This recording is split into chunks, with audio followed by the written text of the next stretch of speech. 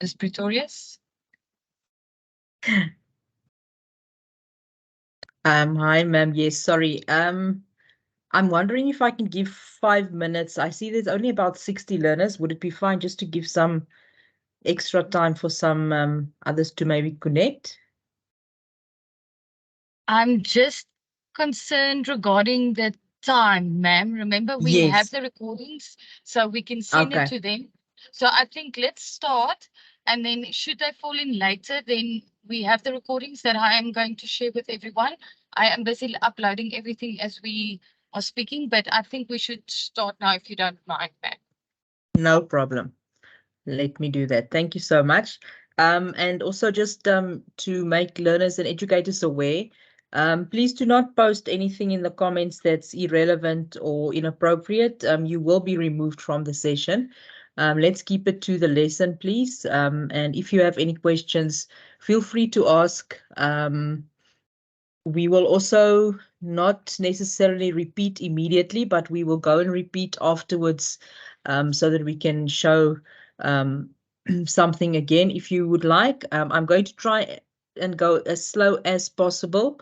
And I do know access is very small usually. So I'll try and make sure that we can all see I'll use the magnifying glass. So please bear with me as I'm going along. Right, so I'm working with the 2020 November paper. If we can all just be busy with that one as well. If you have it open with you, I will alternate between the question paper and the database. So we are working with 5 Egypt database, and we are going to go to the table 5.1.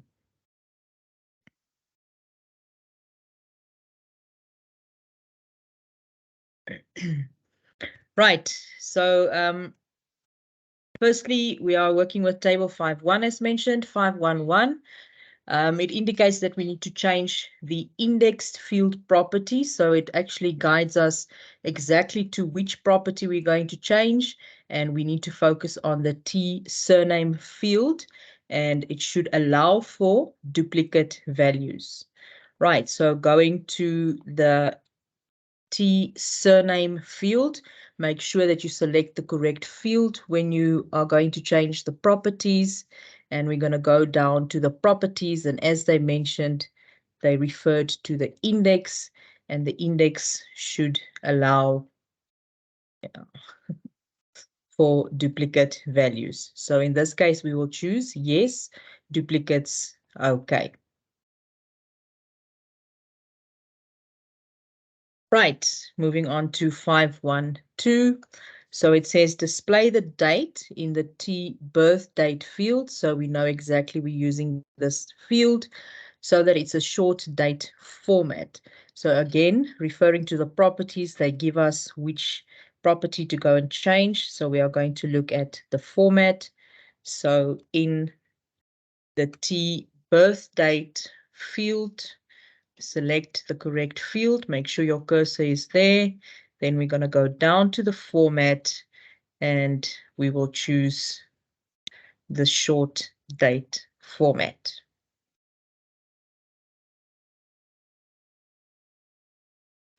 Right, 5.1.3.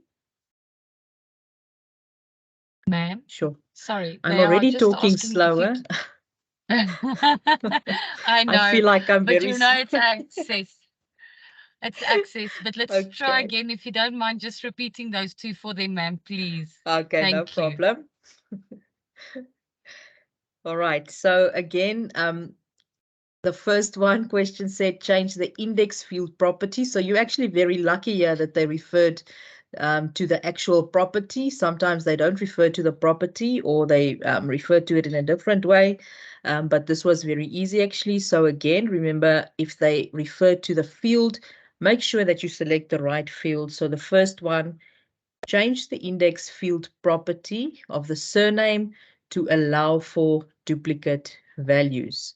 So we're going to click on the surname, make sure it's the right field, go down to the properties, and we are in the index option, and you're going to select the drop down towards the end and you choose duplicate. Okay. Right, then again 512, where it says display the date in the T birth date field. So we know exactly which field to use there so that the format is a short date. And again, here they give us the paper is November 2022 paper. Right, so we are in T birth date and we make sure that the format is short date. So you go to your drop down and you choose the short date format. Right, then 513. Change the TH field property. So already we know which field, so that it displays the age without decimals. So again there, they tell us what property to go and change. So we'll go to the TH field,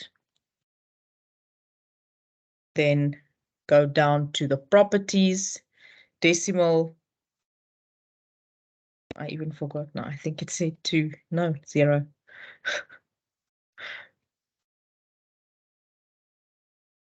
Okay.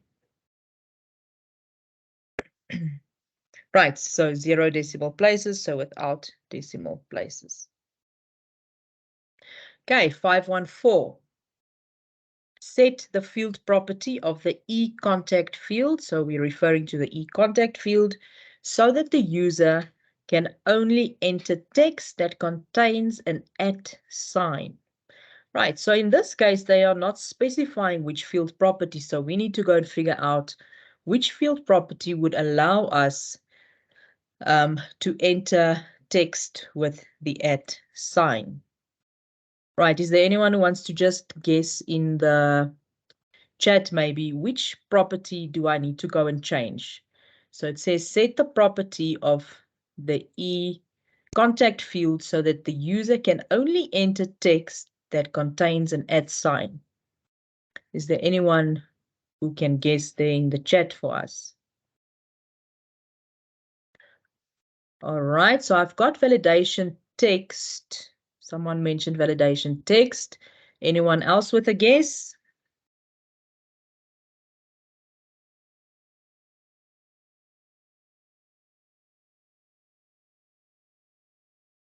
Someone mentioned input mask. Any other guess?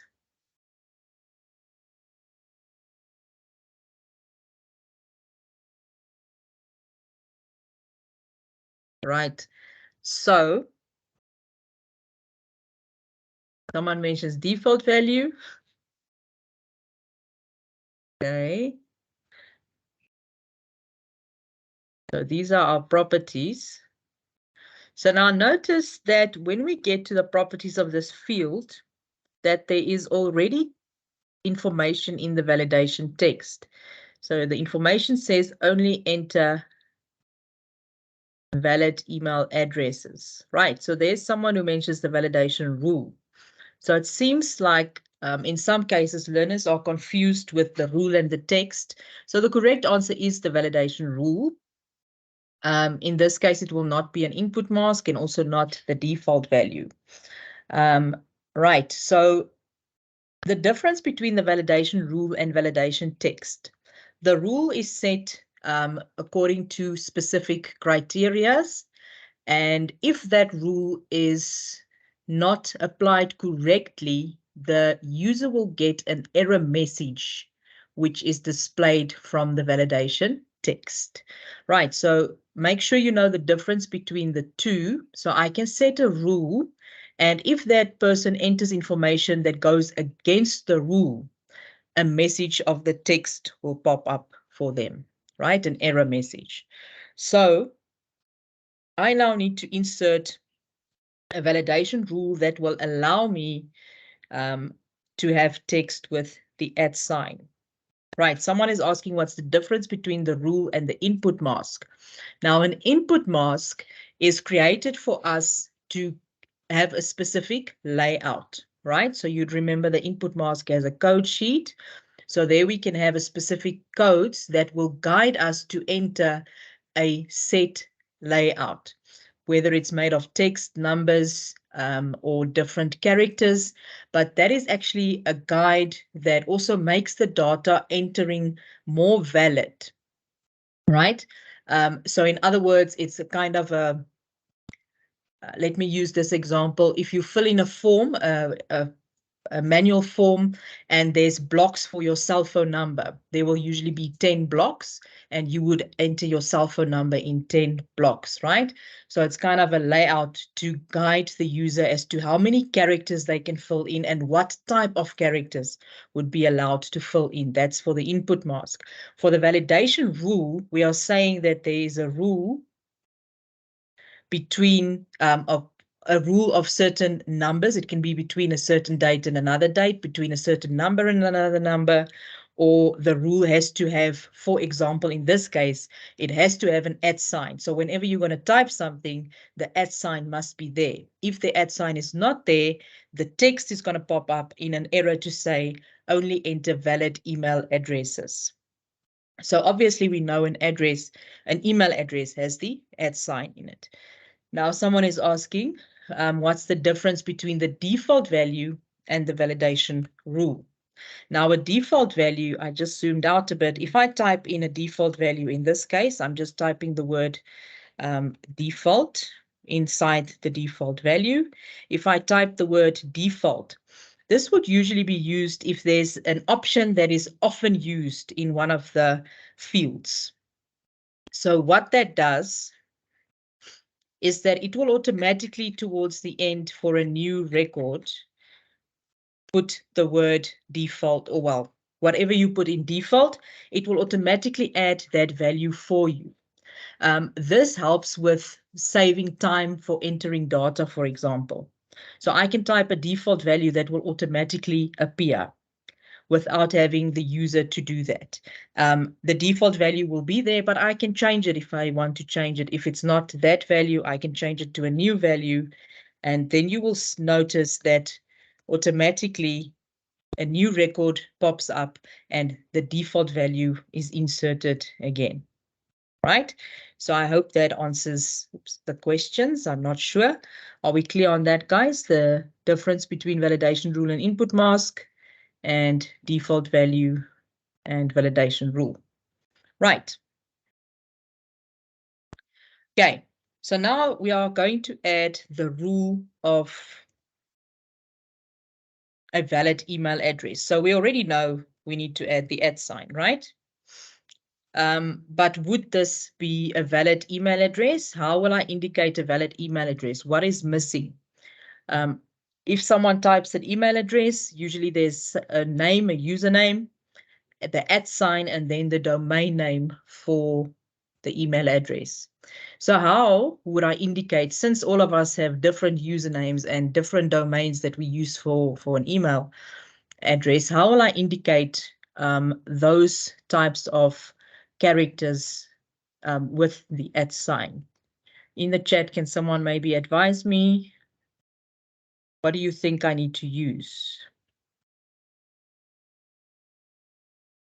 Right, someone said a wildcard. Where do I need to put the wildcard?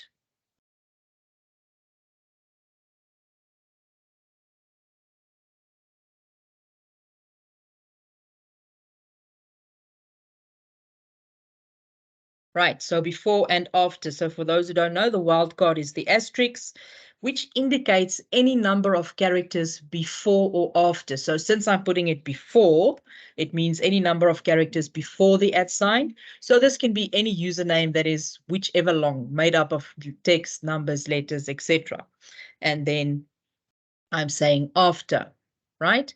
So in this case, it means whenever someone types in any text with the @ sign, it would be accepted. But if I do not add the @ sign, it's going to give me an error. So I'm just going to go and test this so that you can see. Right, so we typed something in the E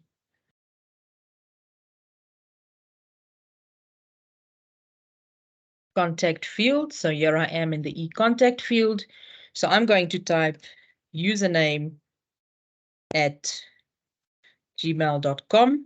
And you can see as I jump to the next field, it is accepted. If I just type username at gmail.com, it automatically pops up the error message. So this is the validation text. The text pops up because the rule is invalid. So it says only enter a valid email address. So what makes the email valid is the fact that we said it has to have an @ sign, right? So the moment the @ sign is there, it allows us to continue. Right, so I'm just going to show you again. Here we've got,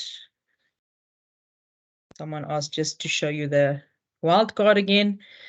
So in other words, I put the asterisk, right? So it's either Shift 8, or if you have a numeric keypad, it's just on top there, which we use for multiply.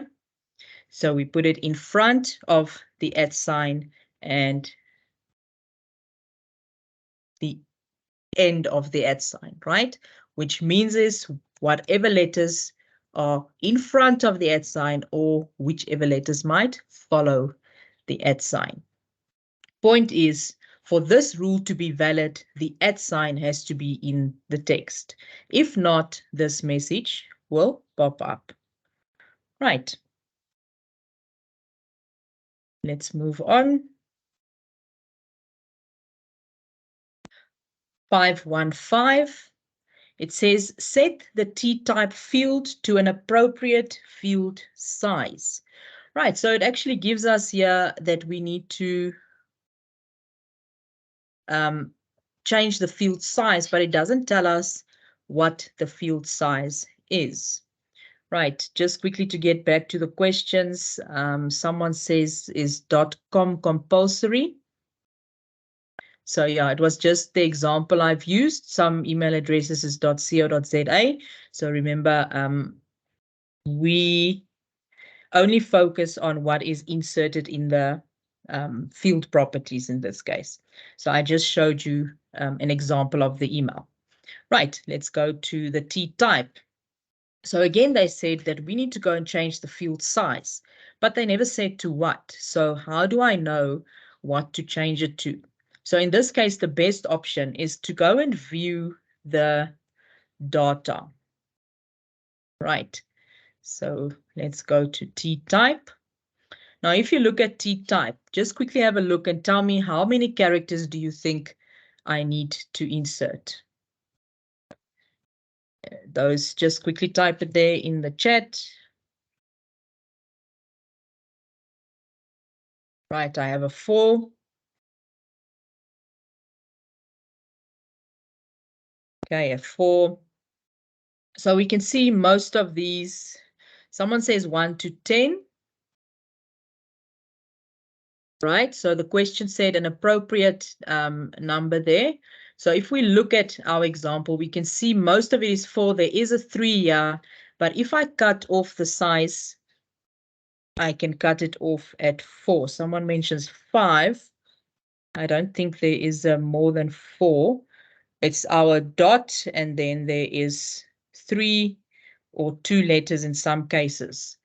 So in this instance, we would change the type field size to 4 characters, right?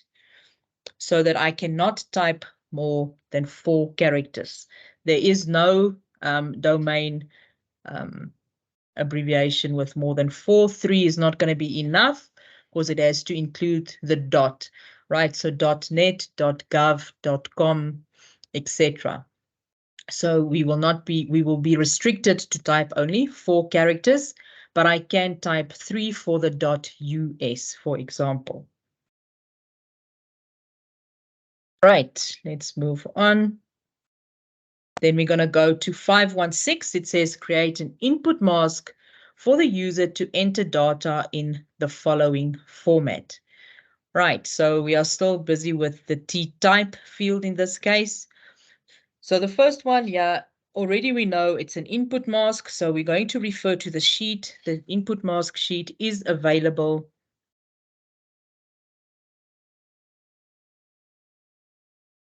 for the learners to use. So already in some cases, you need to know what character codes. By now, you should kind of more or less know what character codes can be used. So we've got the lowercase letter that we can look at. Then it says the first character is a full stop. So automatically, this is text that we are going to insert ourselves. Then we need 2 compulsory letters followed by 1 optional letter. Right, so if I go to my character sheet and I look at my descriptions over here, so these we know are digits. The character 0 is for digits, 9 is for optional digits, the hash is a digit or a space. Then I have letters, so remember we need a letter. The L is for required, and they mentioned that we need an optional letter, so we need to use our question mark. And then also they mentioned the lowercase letters, right? So the code would be our less than sign. Right. So if we go back to it, we're going to go first with the lowercase letter. So go to your input mask. So we're going to use the lowercase. Then they said we're going to use a full stop. So I'm going to type the full stop as is.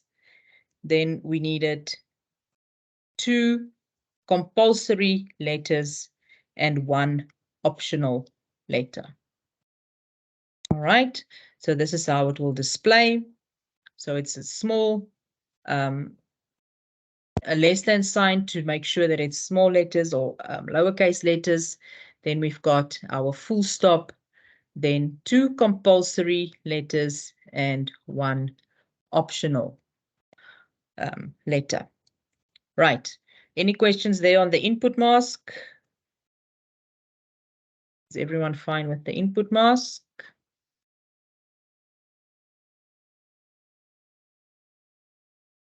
Okay, someone asked me to repeat, so I'll do it again. So again, immediately it tells us there that we are going to use or create an input mask for the user to enter the data. Now, it is always listed in bullet format. In this case, they gave one of the options away. They can also put the text here to say create a lowercase input mask, right? So be careful as you read the sentence so that you read it very carefully. But first of all, lowercase letters. Okay, so this is our yes, sorry, ma'am. Sorry, ma'am. Someone's asking that you just repeat. I don't know if it's regarding the input mask. They're by 5.1.6. I am repeating now, ma'am, I think. Okay, I'll quickly do that. Thank you. Right, so this is our input mask sheet, right? So you would be able to see immediately. Guys, use your pens as you are doing this. Go to your input mask sheet, and then next to the bullet on our on your paper, write down what you need to add for yourself, right? So let me just quickly see. So in this case, I can go to my input mask sheet, and I know for lowercase, there's my lowercase, right?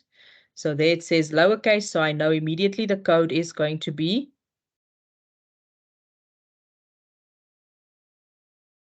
right. Okay. Then the next one says we need to use, or we need to insert a full stop. So in other words, we're just going to insert the full stop as is. So someone is asking, isn't the full stop supposed to be in between inverted commas? You can add it in between inverted commas, right? It could, some of the text might work without inverted commas, but I do agree, let's rather put exact text in the inverted commas. It actually makes it easier. So whenever they request you to type text or letters exactly from the keyboard, place it in inverted commas to indicate that the text should be exactly like this. Sorry, ma'am. Baker, can you see my screen? Someone says they can't see the screen.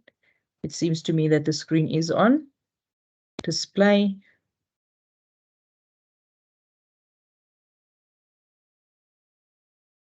We can only see the Oh. question paper, not the access at the moment, Tanya. Okay, no problem. I'm still on the paper, yeah. Yes, It's no, fine. we can Thanks. see your Yes. screen then. Okay, Thanks. cool. Thank you. All right. Okay, they say it's back now. Okay. Right. So firstly, you can go and write it down, guys. So this is what I'm going to use. It's the less than sign, then the exact text I'll type in inverted commas.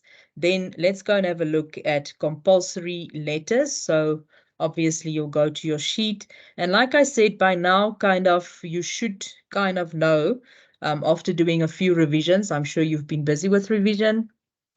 If it is a compulsory letter, it means it's required, right? It means I have to. Compulsory means I have to. In other words, required. So that will be my L character that I'm going to use.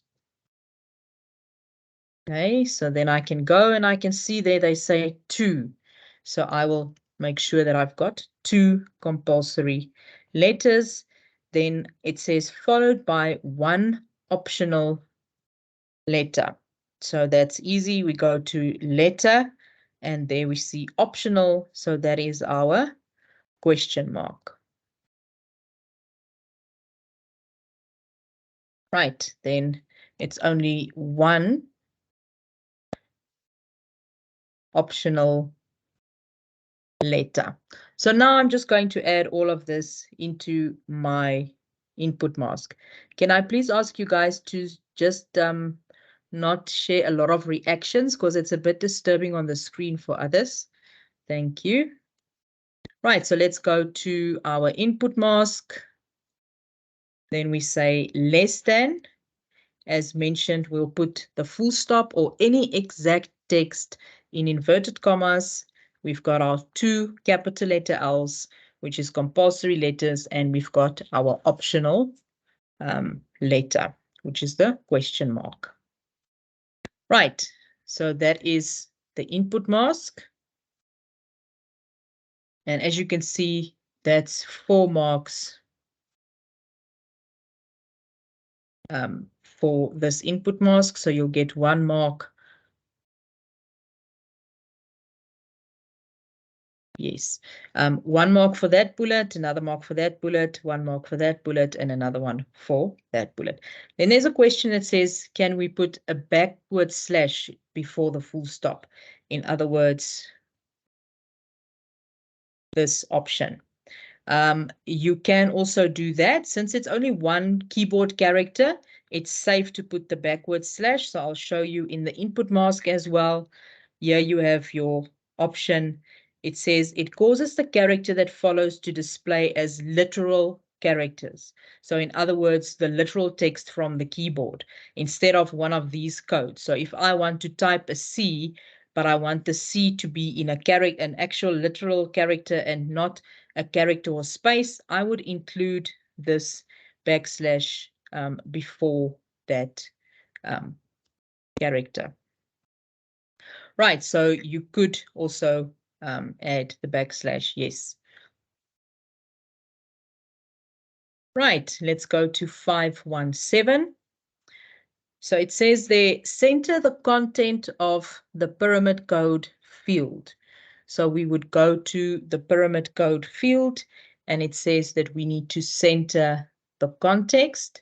So let's look at our properties and we can see that down here we've got text alignment. So we are aware of alignment and we can then just choose to center our content for the field.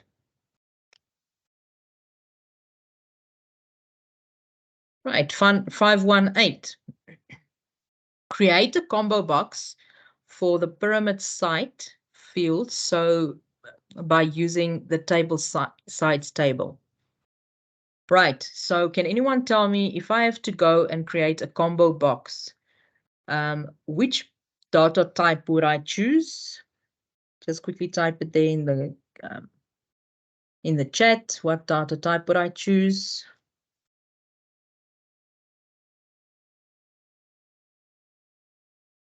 Is there a different way to do it maybe?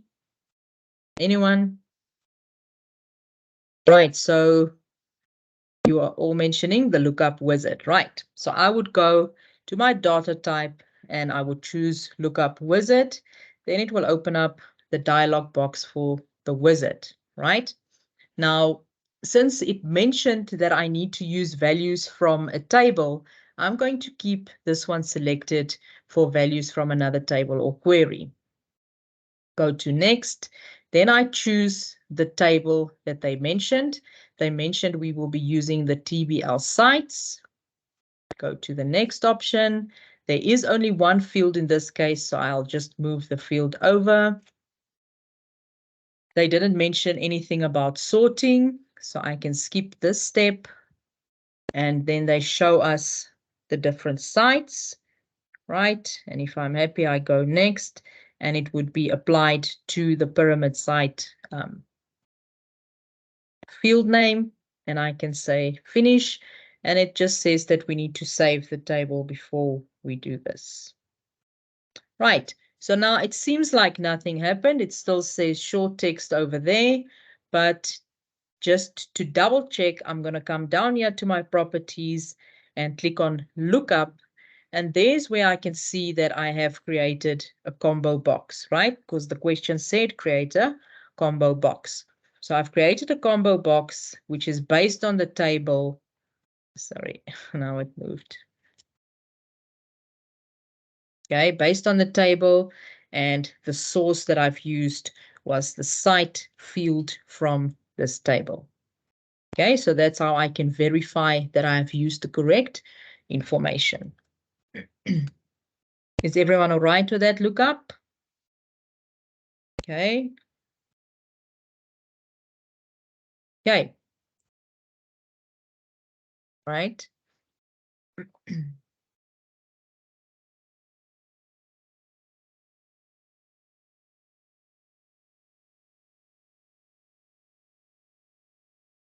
Okay, so currently it's just back to normal. I'm just going to try again just to show you.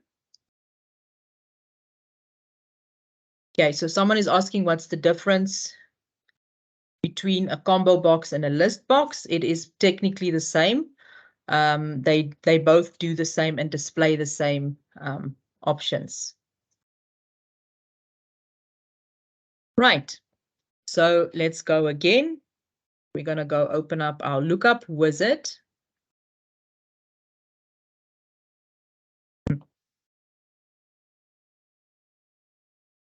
Let me just delete that one. Okay, I'm just going to create another one now because it actually, right. So we'll go to the lookup wizard. Okay, so since they said we need to use an existing table, I'm going to stay with this option. Go to next. They specified that the table should be TBL sites. Go to next. The field site should be used. Then I move the field over. They didn't mention anything about sorting or the order of this box, list box or combo box. Then I see my options are displayed, and I can just finish it off to apply it to that field name, and I save my options.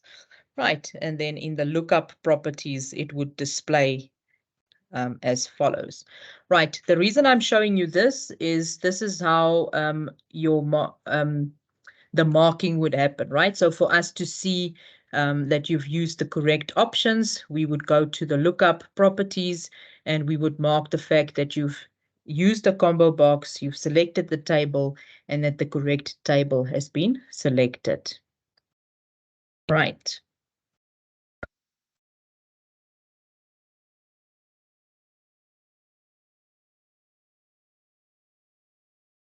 Okay, so 519 says we need to switch to datasheet view. So once we switched, it says we need to insert the 5 Andrews picture found in your examination folder in the T photo field for the traveler Andrews Peter. So we're going to switch to data sheet view. We are going to select Andrews Peter and we need to insert the photo. So I can right click, just zoom in maybe again. Right, I'm going to right click. Then there's an option that says insert object. I'm going to look for a file that is in the exam folder.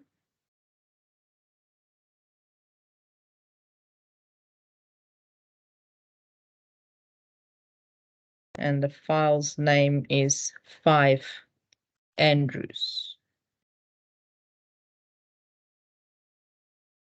And I can say OK. And you can see it's busy loading. Right, and it says that the picture has been added, although the picture doesn't display as a picture, but this indicates to us that the picture was added, right? So in this case, if I double click, let me just zoom out a bit, then that image opens up. Right, that is the table, TBL51 table. Okay, right. Do you want me to repeat the inserting? Eh? Yes. Yes. Thank you. Okay. I'm just going to do it on a different person. Okay.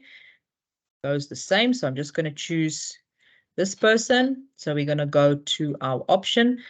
First, let me just also show you why this works. The T photo is the OLE object. So that is why I can insert the object. I know many times you've chosen the data type OLE object, but sometimes we don't know how it works, right? But for the mere fact that the data type is OLE object, that is why I can go and insert an object like this. So let's go again. So I'm going to right click for that record where I want to insert the info. Then I choose insert object. And since we already have that file, I'm going to say create it from a file, and then we browse. And then you will look in your exam folder. You will choose the correct file that is referred to. And then I say, OK.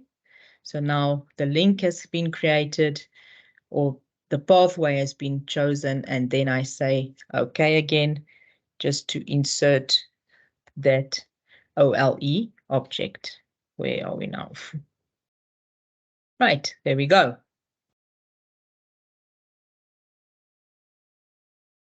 Someone says, how can I select the OLE object? I'm not sure what you mean by that. Do you select it? Chiara Betswe, can you maybe just clarify that question? I'm not sure what you mean by that.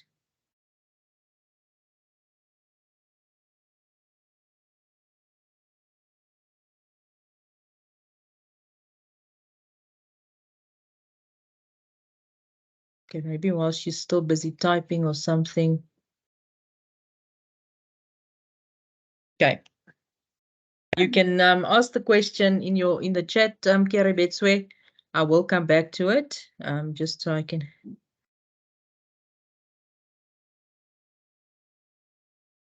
Right.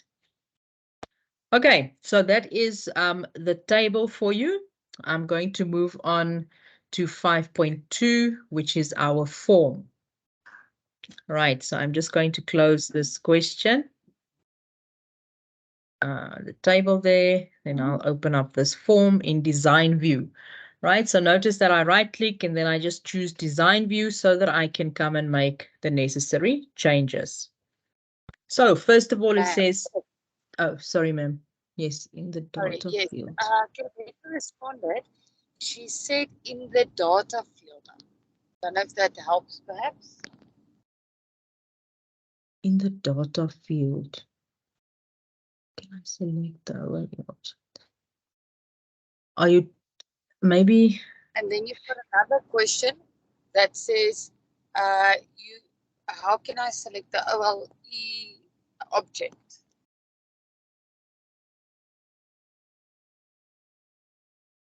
Sorry, Tanya.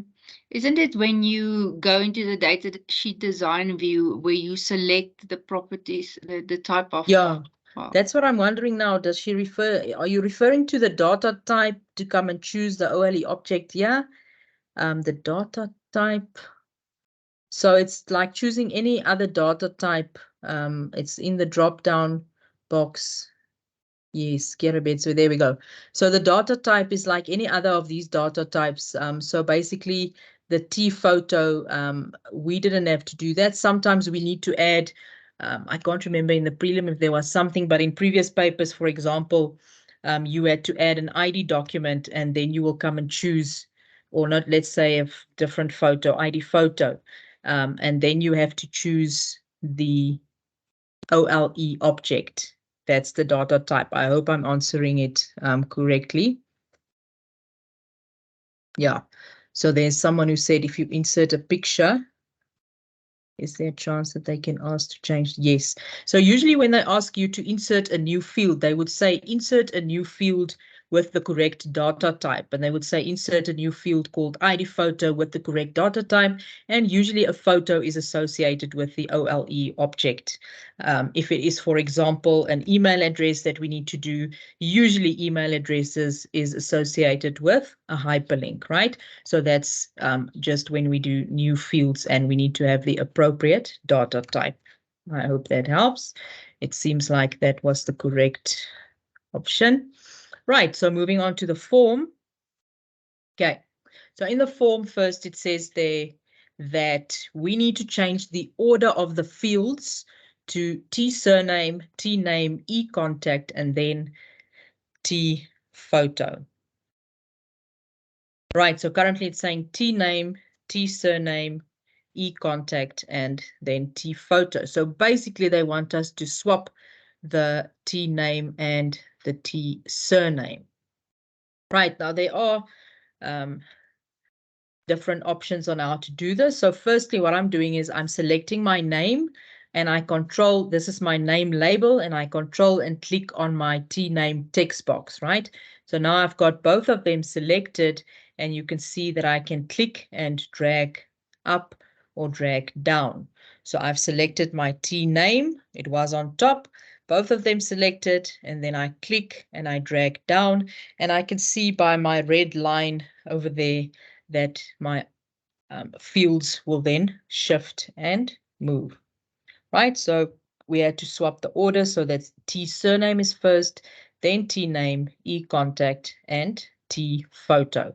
So it's a matter of clicking, selecting the label, control, select the text box, and just click, holding your click and drag up or down. Right, that's our first bullet.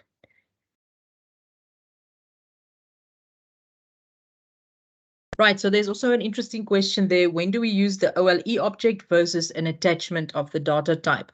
So this is your, it depends also on your discretion. So usually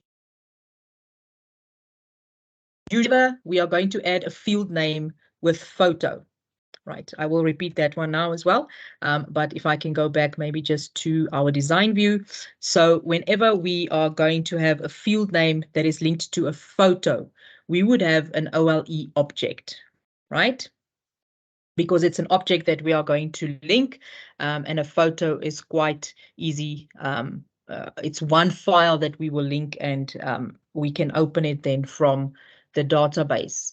So it's a file that will become embedded into the database and will move with the database. The attachment is a separate file which will be opened if we click it, but it's not embedded to the database. So when to know which one to choose, that depends on your field name and the purpose of the field. Now, in some cases, notice that there are descriptions on the side of the field names. So if there's an existing field and they would ask you to choose the correct data type, my first advice is read what that specific field name, what the purpose is for that field name. So in this description, you would find, okay, it's going to be used for this. So then maybe I need to do an attachment. Or if they mention something about photos, then it will be an OLE object. If you need to create the field yourself, It all depends, again, if I say I need to add an ID copy, in this case, I would say, all right, I need to do an attachment. But if it's an ID photo, I can do an OLE object. Right, I hope that that helps with, that clears it up. Okay, let me just repeat that other option again. So remember, they asked us that we need to swap, or well, change the order of our fields. We need to start with T name, T surname, then T name, then E contact, then T photo. So I'm going to click on the label first for the surname. I control and I click on the text box for the T name. And then it's a matter of clicking and dragging down. So obviously I hold in the click, and then I drag down, and you can see it makes a little red line to indicate where I've dragged to, and I release, and it will automatically swap my fields. Right, then let's move on to the next bullet. Okay, so the next bullet says replace the heading.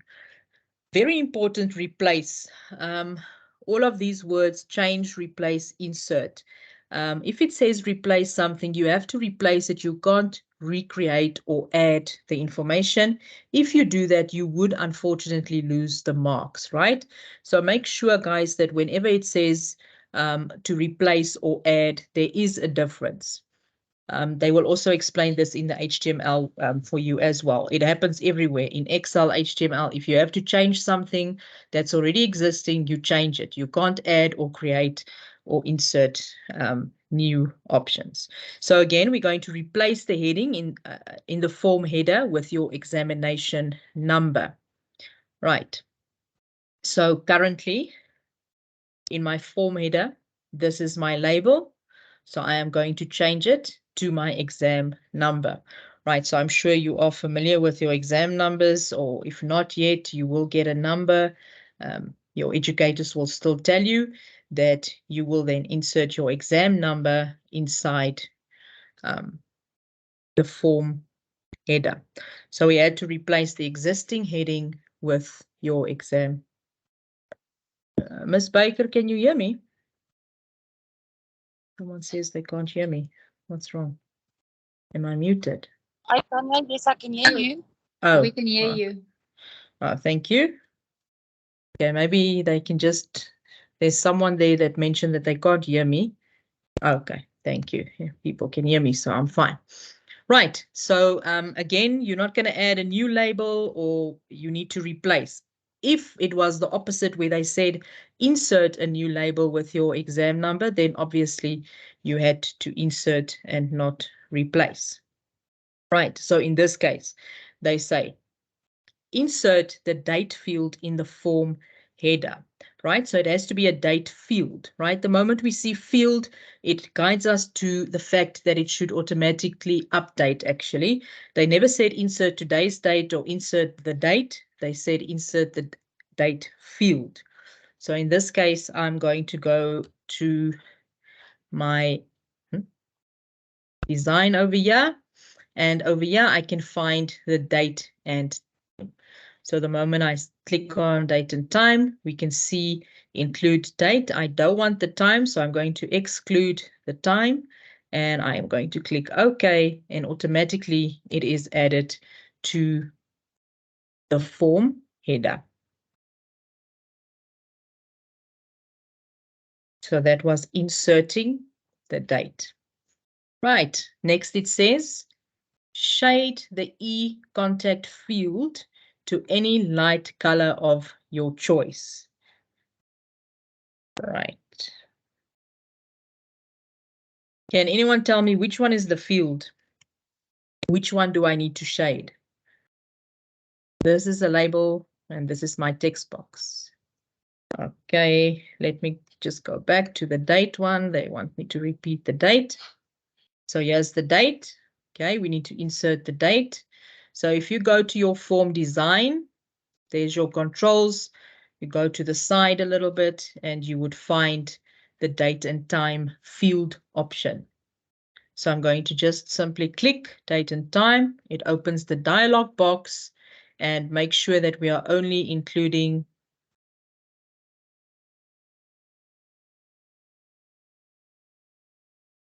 okay, I'll get to you now, Lesedi.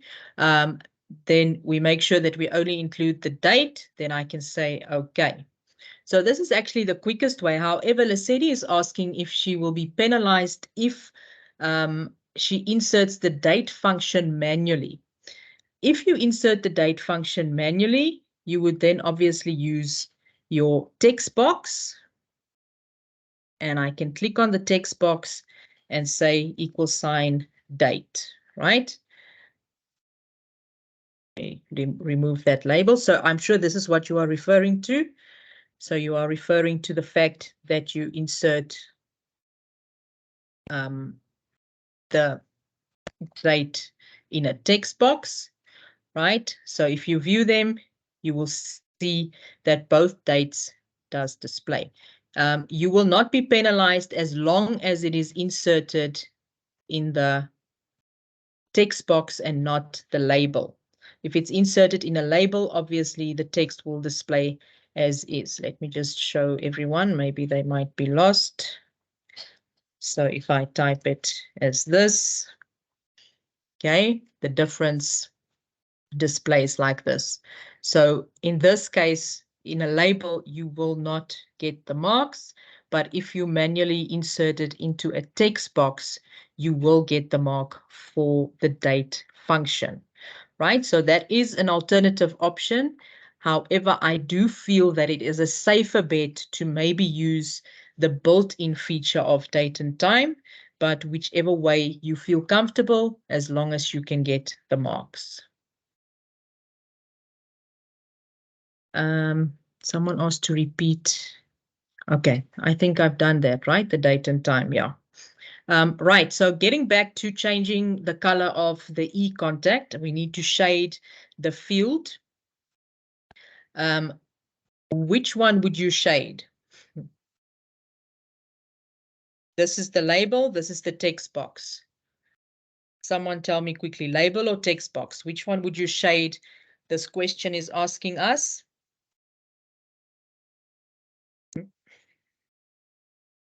To shade the field, the e-contact field. Just quickly in the chat box, which one, label or text box?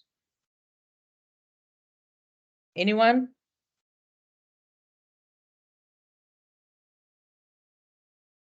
Okay, I'm seeing label. Someone mentions the text box, label. Right. Okay, I'm quickly going to take your attention back to this bullet over here where it says insert the date field, right? So you remember what I said about field? This one is typed in a label and it displays the actual text. These two are typed in a text box, and this gives us our answer, right? So if it's typed in a text box, it's known as the field, but a label just gives us a label or a name to that particular field, right? So the correct answer is that we would shade the text box, right? So they said any light color of your choice. Please remember you are working against time, guys. So don't do shopping of the colors to see which one you like best. Choose a color and get it done and over with, right? So just as long as it's a light color, choose and select. Please make sure that you don't go and choose something that's not easily visible. Make sure that it is visible for someone to see, right? This one maybe. Okay, yeah. But make sure that it's very clear. I'm trying to select one that's almost whitish, but I'm not finding a, yeah. So this one might not be very clear, right? So make sure that when you choose an option, it stands out from the rest. It still has to be light, any light type of color, but make sure it stands out from the rest of the labels or colors in the form. So again, just to go back to the fact, field, so date field or contact field, it is referring to the text box, right? So text box equals field. Label is just giving the name of the field name. Okay, that's the form. Let's move on to the queries. Any question on the form? It seems like everyone is fine.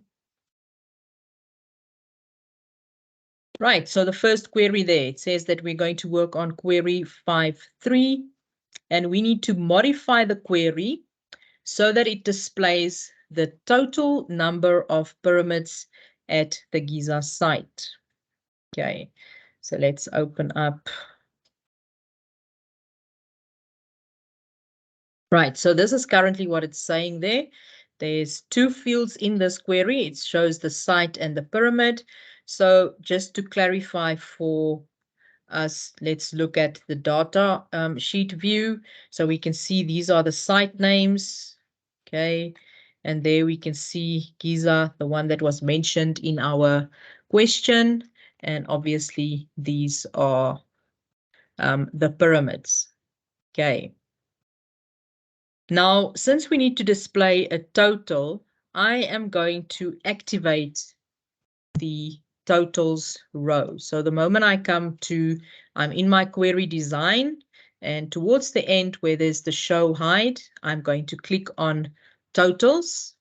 And the moment I do that, you would see that a new row appears in my query that is known as total, right? It then says group by. So I just want to display the information. You can see it swapped some of the informations here and there. It seems like it's less than before, right? But very important, currently it is grouped by the site. It always groups by the first field mentioned, and then the next option is pyramids. This question says that I need to display the total number of pyramids at this particular site. Okay. So we're going to go total number of pyramids. So looking at the total, I want to do what with the pyramids? I want to count the pyramids. Okay. I've been asked to repeat. I'm not sure. Let me go back. I've actually just started this one. So the first step is that you activate your totals row. Okay. So this is currently the query. So all I did was look at the data for myself so that I can see how the data is displayed. Okay. So currently I can see that there's various sites and various pyramids. So since we want to display a total, I'm going to activate my totals row. That's step one. So once the total row is active, now just displaying again, I'm looking at how it is sorted. It's actually sorted differently, right? So that's the only thing I did. I just went and checked the data sheet view again. But now what we want to do is the question states that we want the total number of pyramids. So I'm going to go to pyramids and I want to see the total number of pyramids. So now in this case, I want to count them, right? Because it is names that are listed. So I want this query to go and count the names for each site. Let me view. Then I can see the sites have now been listed and grouped, and the pyramids, you can see that automatically, since I've counted the pyramids, it changes that name to count pyramids, and it would then say 6, 21, etc. All right, again.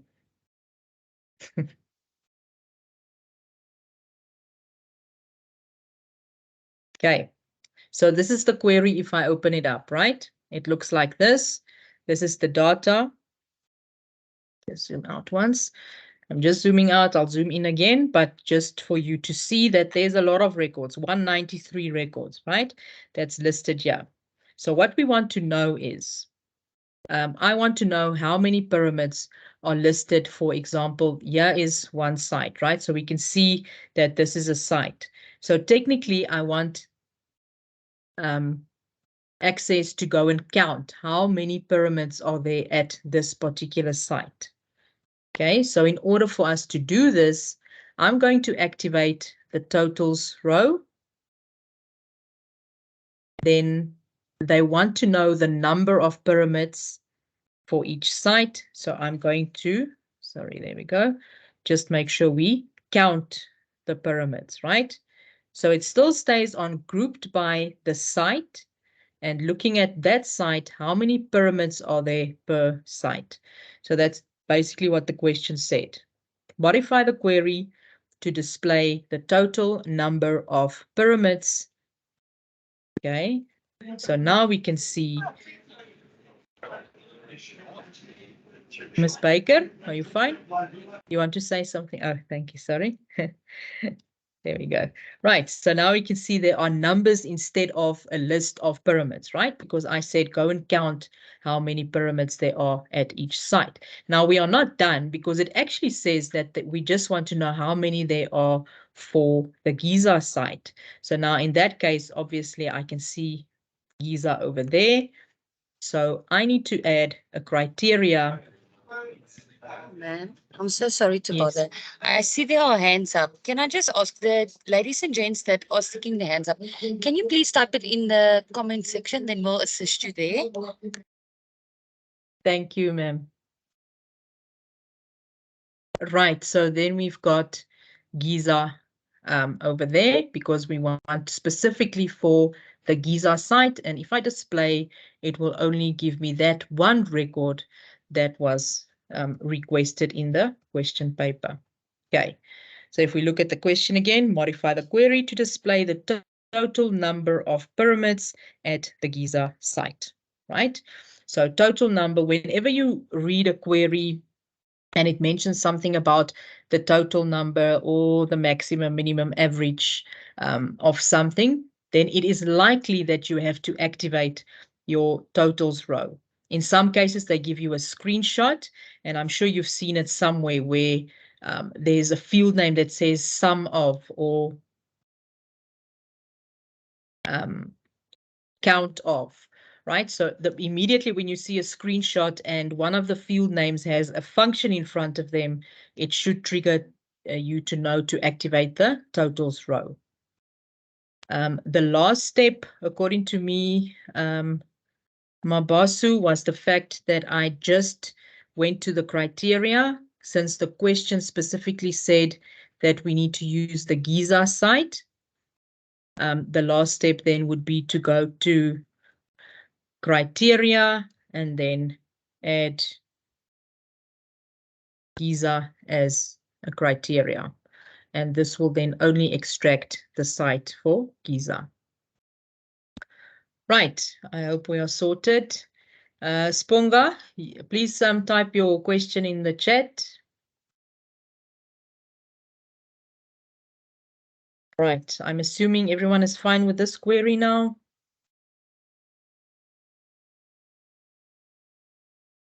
Okay, Alberton, hi, can you please type your question in the chat for us? I'm not sure, Ms. Baker, it could be that the chat is not available for everyone. I don't know.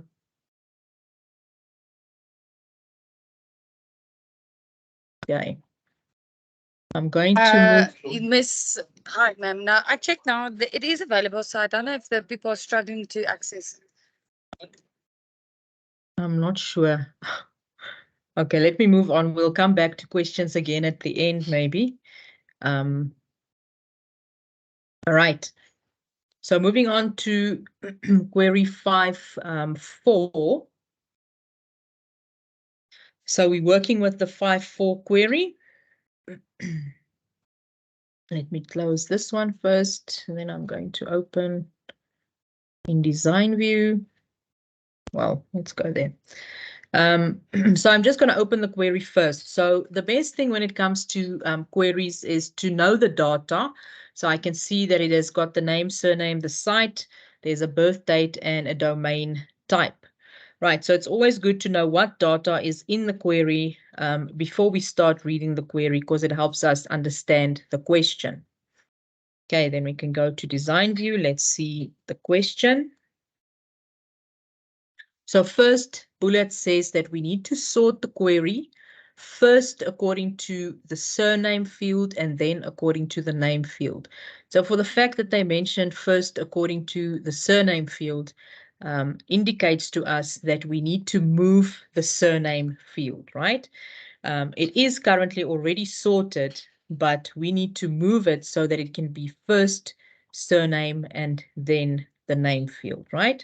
So that's basically what you have to do there.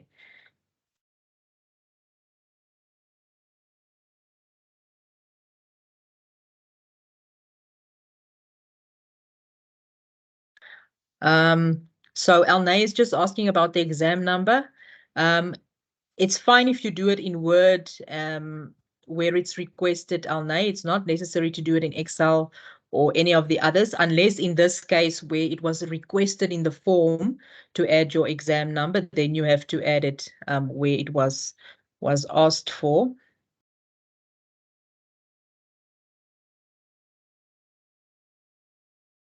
Okay. I'm going to repeat this option.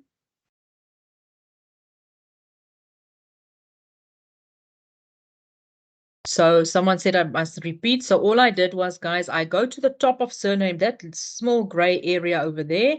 I select surname. Once it's selected, my mouse turns to a white arrow. I click and I hold, and you can immediately see on the left-hand side of this surname field, there's a black line. So if you see me moving, you can see this is how I can move the field around. So you can see where I'm going to drag and drop. So in this case, we want to drag and drop to the first option.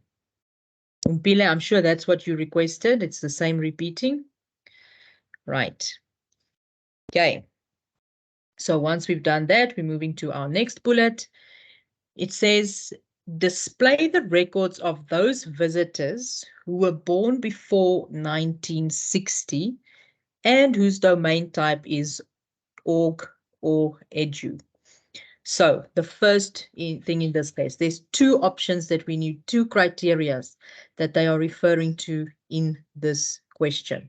The first one is the fact that those visitors who were born before 1960. So now, very important, how do I know if they were born before 1960? I'm referring to their birth date. Notice the format of the birth date. It starts with the year, then the month, then the day, right? So I need to go and ensure that before, let me just double check. Yeah, before 1960. So now what symbol is used for before 1960? So in this case, in my criteria at the birth date, before is indicated by the less than sign. So less than what? 1960, right? Do you think this is correct? If I go and view, it doesn't display anything. Remember, it is very important, as I mentioned, that you focus on the format. So when we refer to a birth date, it needs to extract information in the same format as it is displayed in that field. So we're referring to the year, the month, and the day.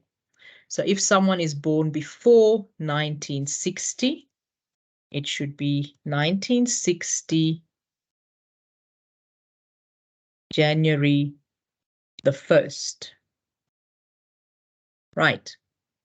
Automatically, the hashtags would be added to dates. That is correct. You leave it in that case. Let us see Now we can see all of these people have been born before 1960. You won't find any date that is after 1960. Right, so that is our one criteria that was mentioned in this question. The first one, born before 1960. So in any case where you have a date, guys, in our access, you have to refer to the full date format, right? Year, month, and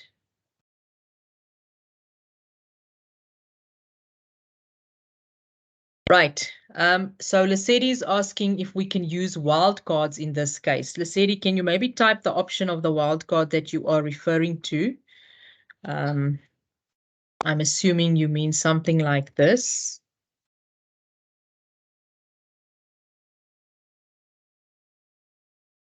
If you're referring to this, this doesn't necessarily mean before the 1st of January. In this case, it can be any month of any day in 1960 and before, if this makes sense.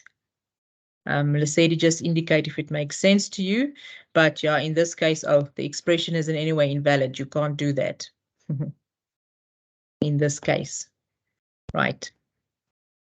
So specify the date. In this case, it's the 1st of January 1960, before all the dates before then. Right, then the next part of the question says, those domain types, that is org or edu. Right, now initially going to domain type, easy would be to do org, right? So org, so now it will give us, nope. Okay, there's a specific reason why not. Just to show you again the data, I made a mistake. So remember, all the domain types also has a full stop. Okay, so I want to extract the full stop as well. So the easiest then here would be .org. That's the first one that we need to choose. So it extracts those dates that are before 1960 and the domain type org. But now in our question, it tells us that it should be org or edu. Now, in many cases, due to the or,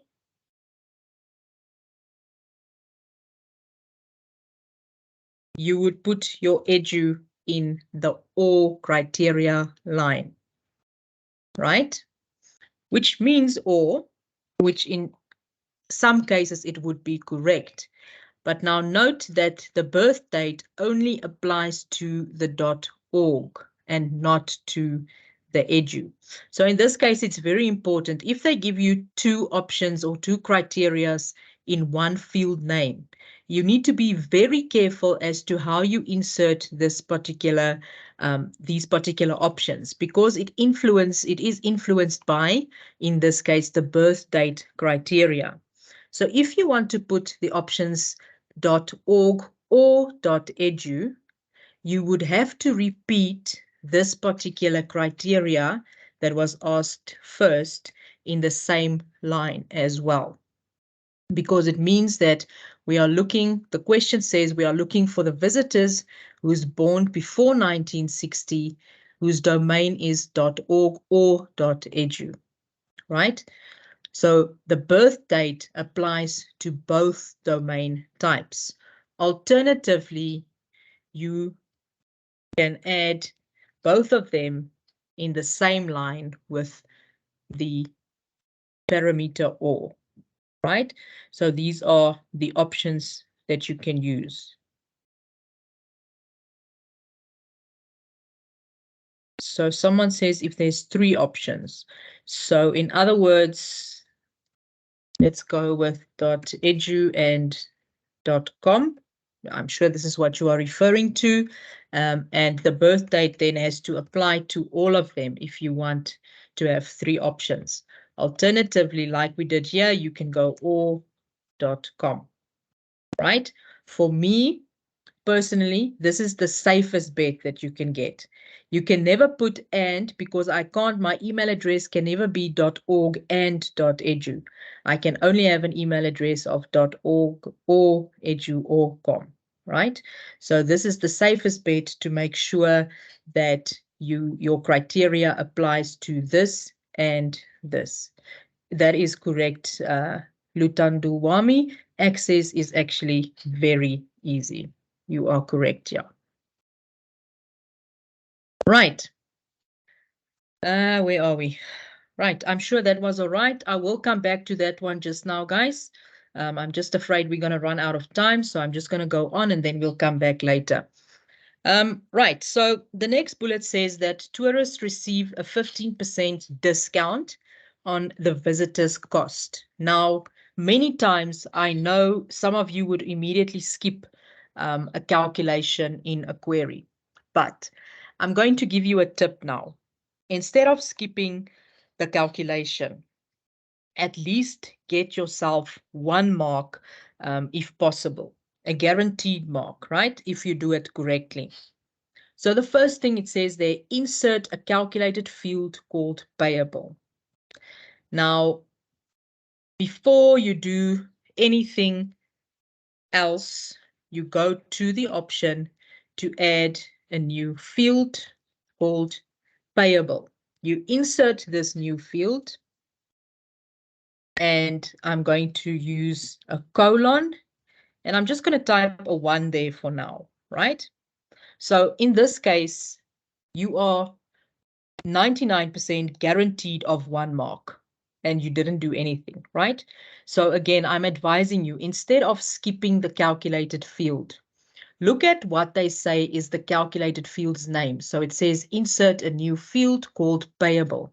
You stop right there, you go to your query, you type that field name, and you make sure that you put the colon, and you just add a 1 after it for now, right? The reason why I'm saying you need to add payable with the colon, if you do not add the colon, it gives you an expression error. In this case, you will not get the mark. But in this case, you are guaranteed 1 mark for the field name, right? Okay, let's go back to see what this field should do. So it says we've inserted this field and it should determine the amount payable after the discount has been deducted. Right, so now I'm going to go back to my first sentence in this bullet.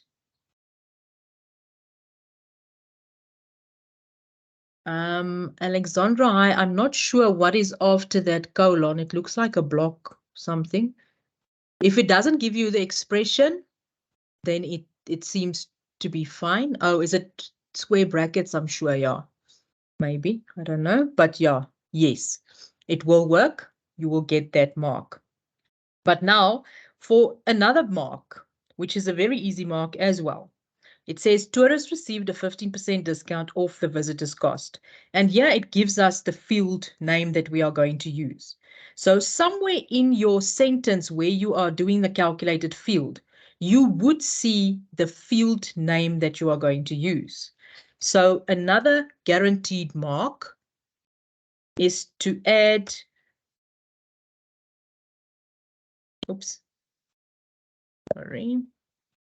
is to add the field name that they are referring to in the calculation, right? So there, 1 mark for the field name, 1 mark for the new field created, and 1 mark for the field name. There's 2 marks already, and we barely started with the function, right? So again, I'm telling you, do not skip the calculated field. Go there, insert the new field name, easy. That is reading. There's no thinking to it.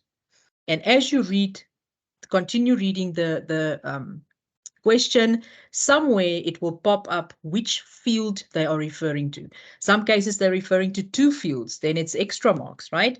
So in this case, they referred to our visitors, visitor cost. Visitors with an S. I'll fix that now.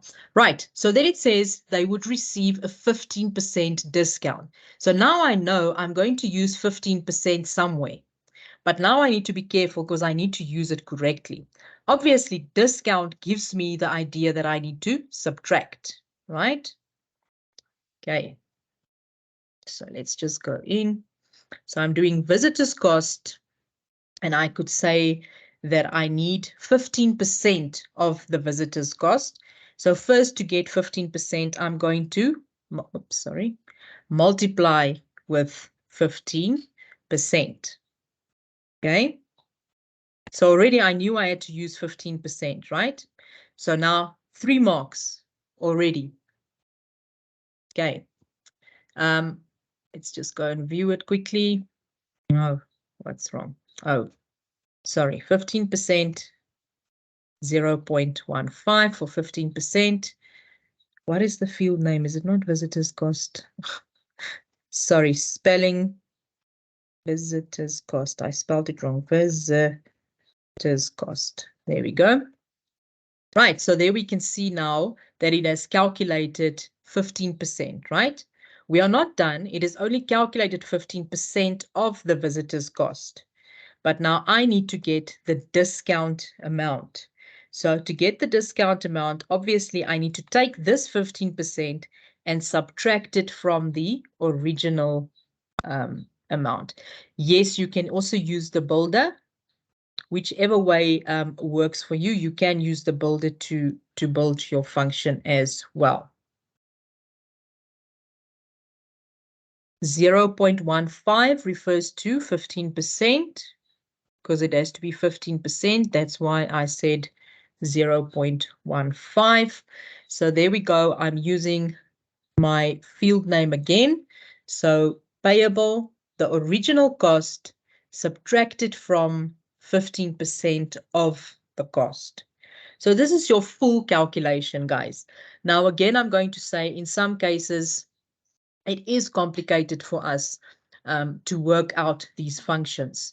But I'm going to go back to the fact to say that if I read this question, especially if we struggle with functions and formulas, first thing, insert a calculated field called payable. You go to the blank option, you add payable with a colon and a 1. If you are late, you move on, at least you are guaranteed 1 mark. If you read further, somewhere in your sentence, like in this case, you would see what field is used. Then you can go and add this field in square brackets instead of the 1, right?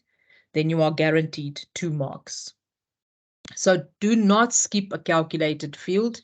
Please go and try and add some of the options where you can necessary.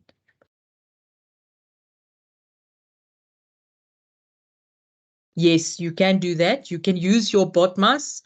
So someone is asking if you can put the options in round brackets. You can do that to make sure that BOTMAS applies. So brackets, yeah, you can.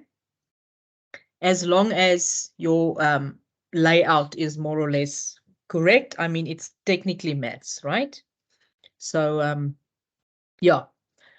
So again, the tip for a calculated field, guys, a calculated query, don't skip it. Definitely go fill in the name and then see if you can identify which field is going to be used, and you add that field in square brackets. Okay, so that's query 5.4. I hope that helps you guys. Yes, that's correct, Marika. Thank you. Oh, Ms. Botma. Okay, let's move on to 5.5. Right, so in 5.5, they say we need to create a report named report 5.5 based on the table visitors table. Okay, so let's go and do that. I'm going to go to create, and we're going to go down here to reports, and we want to create a report using the wizard to follow the steps, and it should be based on the table visitors, right? Just going to zoom out again. Then we're going to look at the screenshot. So they've provided us with a screenshot of how this report should look. So now I can see the field names, pyramid name, surname, visitors, cost. So that's where we are now here. Oops. So it's pyramid, name, surname, visitors cost, right? So notice, guys, that I'm double clicking on the field. It just makes it a bit easier instead of using these options according to me, but whichever way you are comfortable with. Remember, we are working against time here, 1 minute, 1 mark, right? So it's best to use all the necessary shortcuts available. Right, then I'm going to go to my next option. In this option, it says, do you want to add any grouping levels? Right, so let's go back to our screenshot and have a look. If I look at this, can I see any grouping? And I can actually see it grouping by the fact that there is information written here, then it goes blank, and there's nothing listed for these options, which means it is grouped by the pyramid, and this pyramid's information is listed over here. And then it's grouped by this pyramid, and the information is listed there. So immediately I know, all right, there is definitely a grouping, and I'm going to add the grouping to pyramid. Okay. Now, as I am analyzing the screenshot, I can pick up that there is a function in this report, and immediately it's given away by the word maximum. So I know the function used is maximum, right? In some cases, they might just give us the word amount, and we have to figure out that it's the maximum. So you would have to look at your amount, for example, and then you would see that it is the highest amount listed in that range. Okay, but yeah, they've been lenient and they said that it should be maximum. So now in this area over here, I have an option where it says grouping. Oopsie, my bad. Sorry, where did my report go? Oops, let me start again, sorry. Okay. Okay, then we are going to group according to the pyramid. Okay, now, okay, in this case, in some cases, we can use the grouping option depending on what we've grouped by. Right, so now we're going to move on to our next step, which is asking for any sorting. In this case, again, I have not seen the sorting. However, remember, since it's a screenshot, they don't tell us that there's sorting, but you're going to have to look and analyze. And in this case, I can't see any sorting regarding the information. So I'm assuming that there is no sorting. Go to the next step. They didn't mention anything about the layout, right? So this is the layout. It seems like it is stepped where the pyramid is listed first and then the information. So I'm not changing that. And then they said we are renaming it to report 5.5. Please make sure that you rename it to the correct information and not just leave it as it was table visitors. Right, so once we finish creating the report, I just zoomed out a bit. We can see that it looks very similar to the screenshot. It opens in a print preview. So we need to go back now and say, no, I just still want to add some things. So I'm going to close the print preview. The moment I do that, it opens up in my design view. Then first thing, I want to open up my group and sort options. Right, so remember, what we need to do is now we are looking for the max amount, right, to add this function. Now, there are various ways that you can add a function in the report. I'm going to try and show all of them quickly.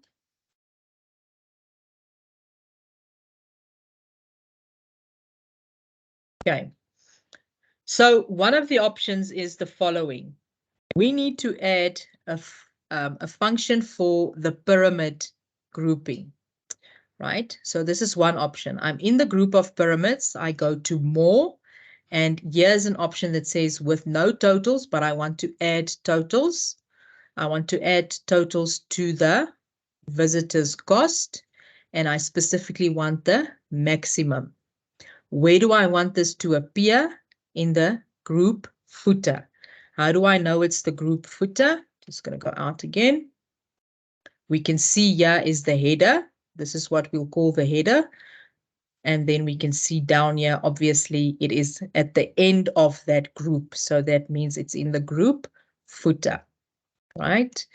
So I'm just going to go there again. So I'm in the grouping totals. I'm referring to the visitor's cost. Oh, sorry.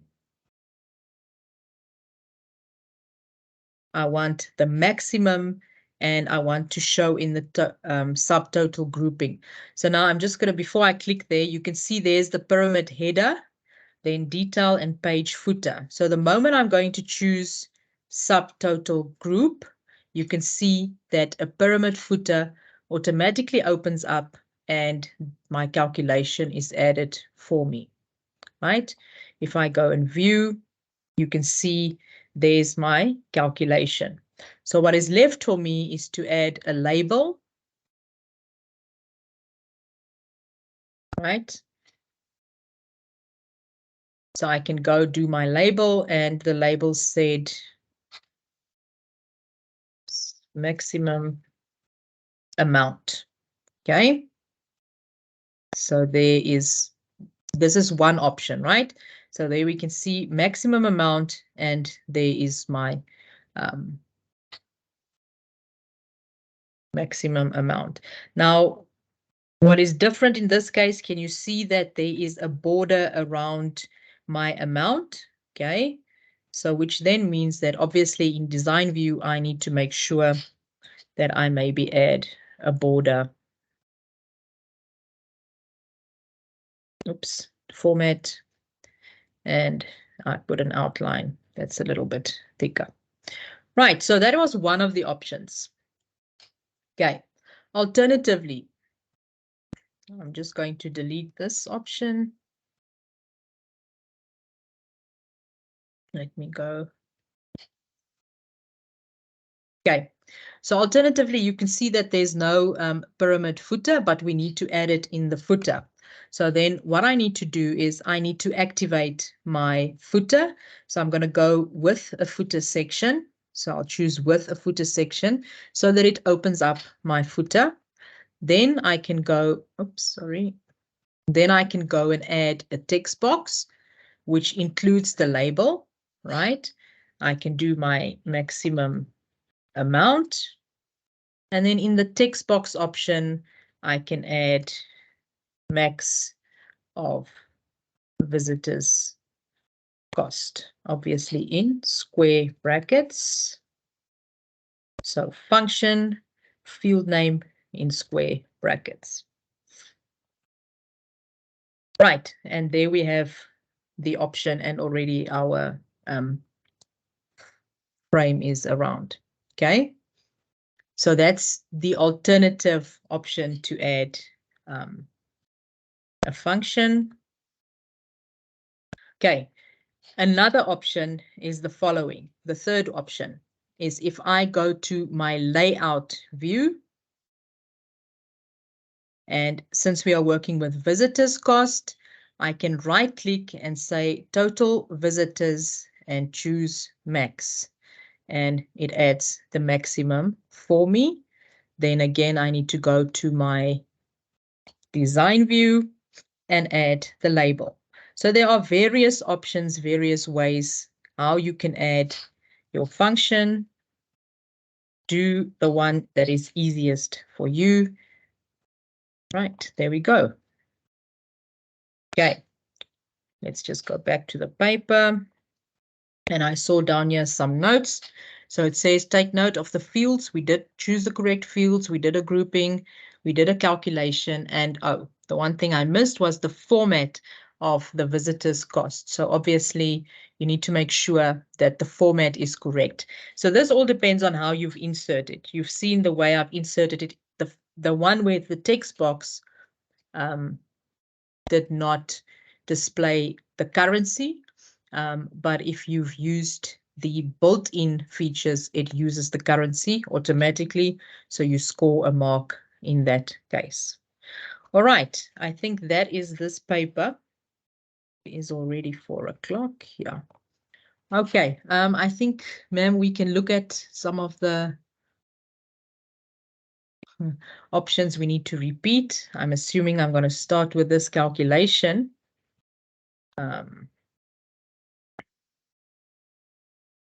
Right. So let me do the calculation again, guys. Like I said, it depends whatever you are comfortable with. If I need to add a calculation, important is that it is in the footer of the pyramid footer. So for me, one of the easiest is to go to the grouping, choose more, then I choose the total option. I'm referring to the visitor's cost. Right. For some reason my mouse is giving me issues.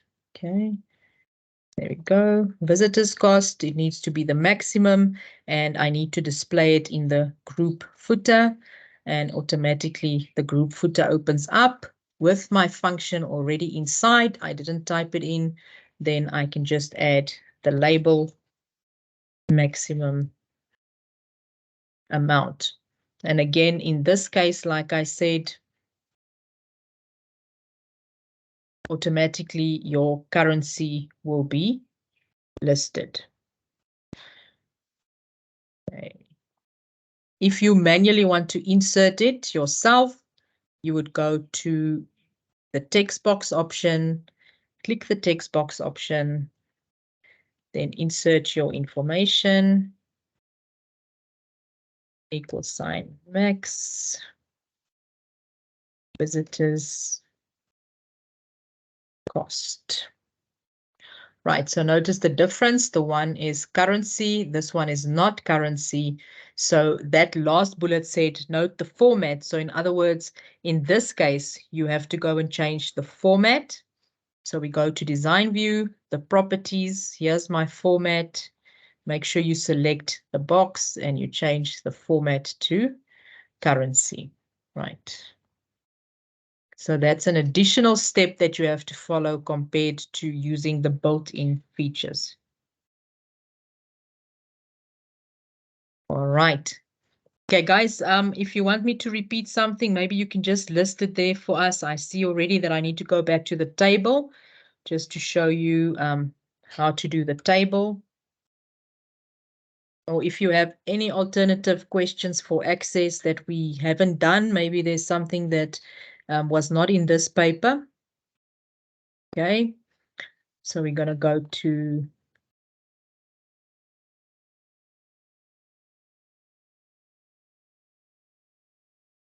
right. I'm going to go back to the input mask first. So remember what I said with the input mask. Remember, you are allowed to have your pen with you, make notes. So as you go to your input mask sheet, actually, in fact, tear the sheet out so that you have it visible with or next to you, so it's easy to read, so you don't have to page back and forth. So remember, compulsory is everywhere where it says required, right? So whenever we get to compulsory, it means required. Whenever we get to optional, it would be not required or optional, right? So you would have those options to refer to. Okay. Now, in this case, the first one was easy enough. It mentions that we are going to use the lowercase letters. So lowercase is obviously the less than symbol that indicates to lowercase. Then it says the first character has to be a full stop. So this has to be exactly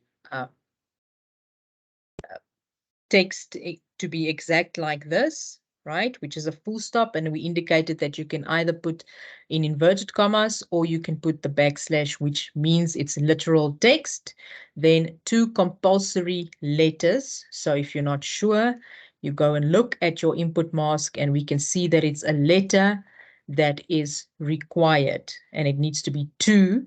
So we're going to use 2 L's, right? 2 capital L's, and then 1 optional letter. Again, if we go to our input mask, the letter that's optional is the question mark.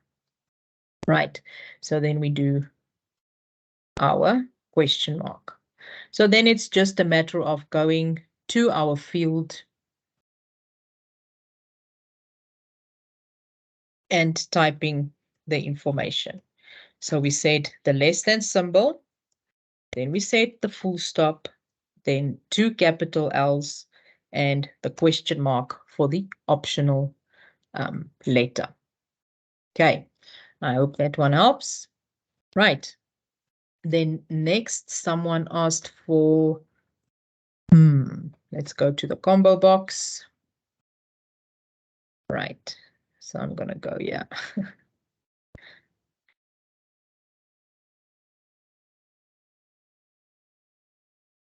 I'm just going to add a new one again there. So pyramid site. So we want to do a combo box. We're going to go to the lookup wizard. In the lookup wizard, they said that we want to use an existing table. So I'm choosing existing table. Next. And then they ask which table or query is it? It is table sites. Then I go next. There is only one field, so I'll use this field. I go next. They didn't mention anything about the sorting.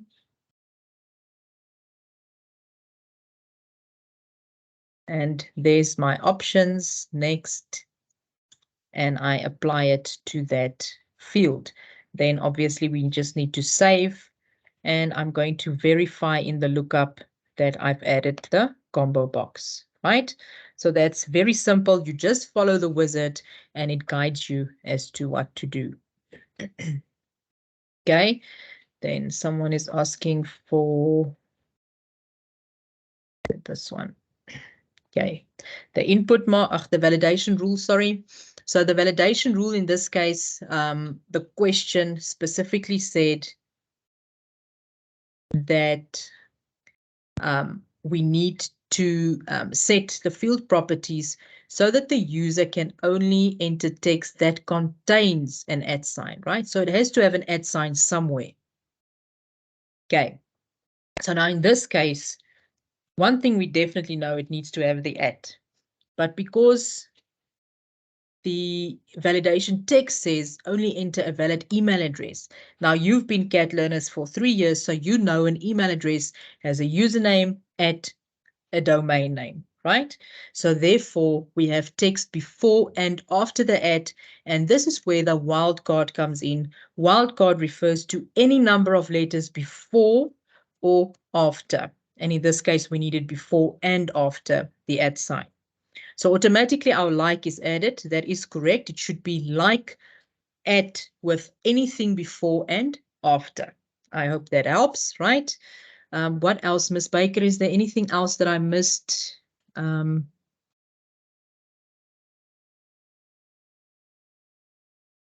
Okay, I'll do that now. Anything else in the table? Seems like that's fine. Tanya, can I come in, Tanya? Yes, thank you, sir. All right, thank you. I think it's Friday afternoon. Yes, sir. If we're done, we can finish a little early. I just want to tell you to the learners, thank you very much for attending. We know it's a Friday afternoon and the teachers that are sacrificing their time to attend. I think it was a wonderful presentation. Tanya and I had a meeting till about 2:45, so I joined thereafter. But thank you very much, Ms. Tanya Pretorius. I think it's a well done. I think we can give her a big round of applause. We want to see the emojis now, not while she's presenting. I think she did very, very well.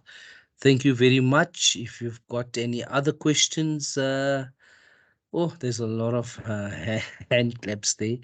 But if you have any other questions, you can always ask your teachers. Your teachers will ask the subject advisors. And I think Ms. Kim Baker will download the videos for all these sessions. And the videos will also be given to you to watch if you need any assistance.